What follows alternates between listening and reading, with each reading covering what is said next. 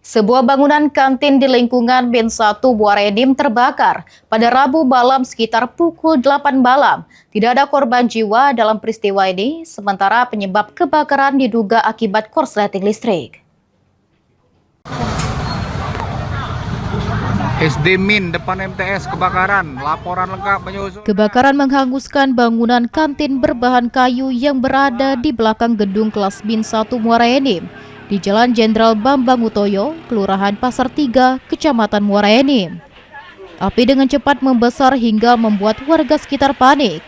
Penjaga sekolah yang mengetahui kejadian tersebut langsung menghubungi petugas pemadam kebakaran dan berupaya memadamkan api. Di tengah kobaran api juga sempat terdengar suara ledakan yang diduga berasal dari tabung gas di dalam kantin. Adik tanda-tanda, pas nak ke belakang, pas aku nak masuk ke kipas ke kelas, ada suara, tengok ada asap. Iya, pas aku cek ada api, bola besar, tidak kekejar lagi. Petugas damkar Muara Enim mengerahkan 2 unit mobil pemadam dan dibantu 1 unit mobil BPBD dengan 20 personel.